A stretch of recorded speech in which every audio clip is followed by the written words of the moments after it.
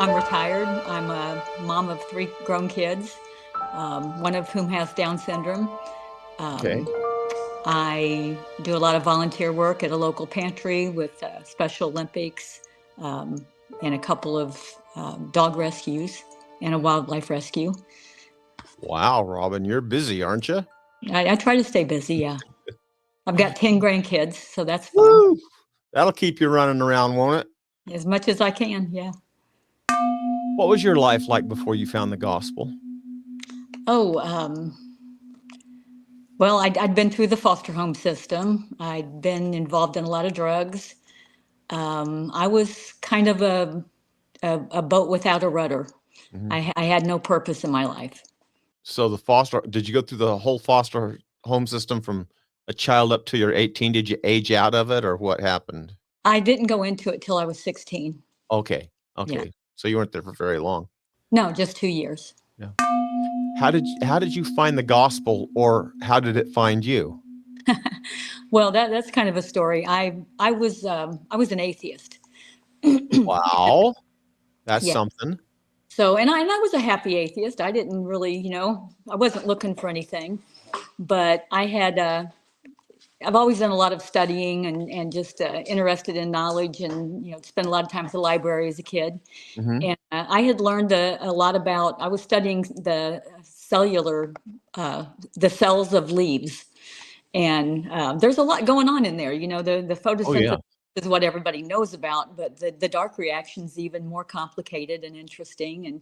And there's all these different little parts in there that have specific things to do, the mitochondria and the cell wall and all that sort of thing.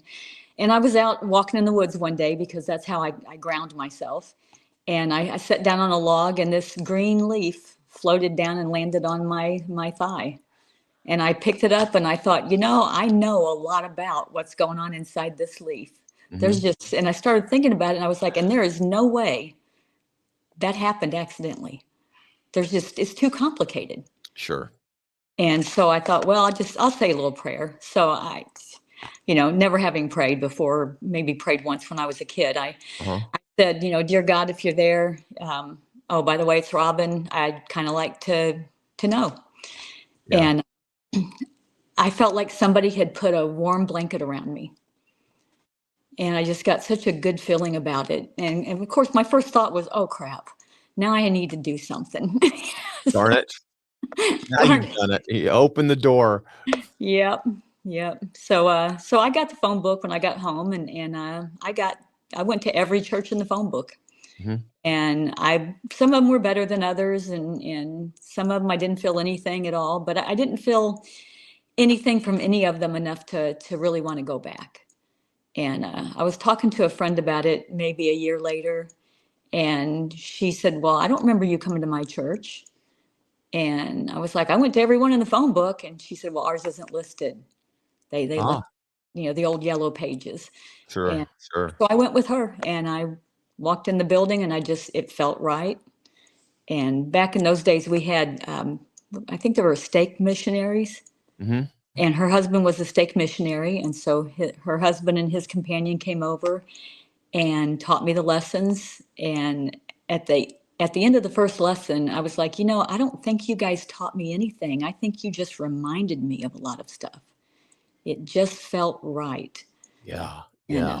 yeah, and then we went from there. It's kind of funny though, because I went for 3 years before I got baptized.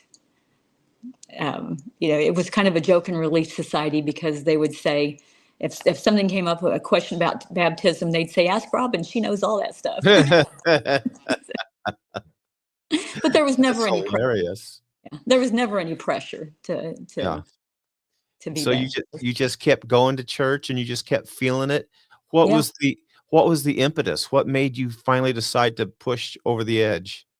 Well, I'd ask if my kids. I had 3 kids by then, and I asked if, and we were semi-homeless at the time. Mm, I'd gotten divorced. I had a bad marriage. I'd gotten out of that, and I was managing a medical equipment store, and we had moved into the warehouse space because we didn't have any place else to be. And I was working I was working 3 jobs and going to college, trying to, do something so I could continue to feed my kids and get out of there. And I asked for my kids to get a blessing. And I sat in the chair with them during sacrament, and each child sat on my lap and they got the blessing. And the feeling of the power of the priesthood was overwhelmingly comfortable. And I was like, I really, really need to get baptized. But I still couldn't because I couldn't commit to paying tithing. And one of the ladies at church, she she knew about it, and she just passed me in the hallway and she said Malachi 3:5-8. And I'm like, what does that mean? She said, just read it. You'll figure it out. Yeah. And so I did, and I went home and I read it. Went to the warehouse and I read it, and it said that if you and I'm going to paraphrase because I'm Sure. not a quoter of scripture. It said, if you pay your tithing with a happy heart, that the windows of heaven would be open to you. And at that time, I couldn't even imagine what that would be like, because the way my life worked then was I had enough food for my kids. And if there was anything left on their plate at the end of the dinner, then I got to eat. Oh, But they were getting to the point where they were pretty much eating it all. And I was starting to worry if I was going to have enough to feed them. I right. was down to 92 pounds and just scared.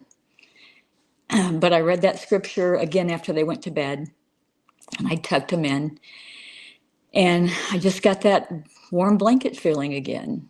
And I had paid all my bills, and I had $32 and some change left for groceries for the next 2 weeks, Mhm. which would work if I stretched it. And, but our warehouse was catty corner from the post office. And I prayed about it, and I wrote the check for $30 because that was what my tithing would have been. And I ran across the street and I dropped it in the little outlet thing, and I ran back home, and my legs were so weak. I Mm. ended up down on my knees, and I thought, well, down on my knees, might as well pray. And I prayed, and I got that good feeling again. And I got one of the best night's sleep ever that night. Oh, And the next day, I got a phone call from a place I'd put in an application, and like 8 or 10 months earlier at a pizza place, and they just wanted me to come work 2 nights. So I did. And when I went in, they asked me what my kids like to eat, and I told them anything. Why? And they said, well, if we make mistakes, we send them home with people. Well, they made mistakes of 2 large pizzas. One was the all meat thing, and one was the one that has everything on it. And they did that both nights. And yeah, and the next week, I found a $20 bill in a parking lot. And that same day, I found a $5 bill in a shopping cart at a different store. And of course, my first thought was, well, $2 of that's going to tithing, and 50 cents of that's going to tithing. good for you. Yeah, and anyway, long story short, I've not starved since. And um, that was in March, I remember, because the missionaries, they were the female missionaries, and we called them muffinaries because we were so poor they brought us muffins. So my, my daughter started calling them muffinaries. Muffinaries. That's Yeah. wonderful. So they were like, Robin, it's been over 3 years, and Saturday is April Fool's Day. I think that's the perfect time for you to get baptized. And so I paying tithing was a leap of faith. Getting baptized was another leap of faith. And because of those, I think the bigger the leap of faith you take, the stronger your testimony is. And because of those leaps of faith, because the first one, I used my grocery money and we still had food for the next 2 weeks. The second one was, it's going to keep going. I have faith that that's going to continue as long as I continue paying my tithing. And it did. And it wasn't, I think in July, I got a job that I ended up making a career out of. And it paid really good money. And, now I own my own home and my car's paid for. And There been you able, go. Well, that's my next question. How's life since you found the gospel? oh, just 100%. I mean, I have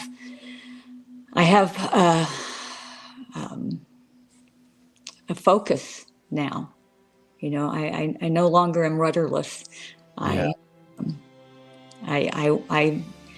Well, my son who has Down syndrome, his blessing when he was 2.5 was that that his place in the celestial kingdom is assured.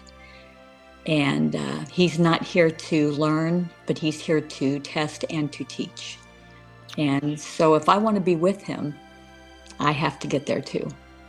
So yeah, I'm focused. Wow. Wow. That's an amazing story, Robin. Thank you. Thank you so much for sharing that. Well, thank you for asking. Yeah. Is there anything else you wanted to say? Did we hit all the points? Did you get everything said you wanted that was in your heart? I know sometimes it's, Yeah. yeah. I'm really moved. Thank you. That was really, really wonderful. I'm really grateful for your testimony, for your life, which is a testimony of the gospel. Well, thank you. I'm Thank really you. pleased to have you as a sister in the gospel. And thank you for doing my little podcast. I know you're going to touch the hearts of many, many people. I hope so.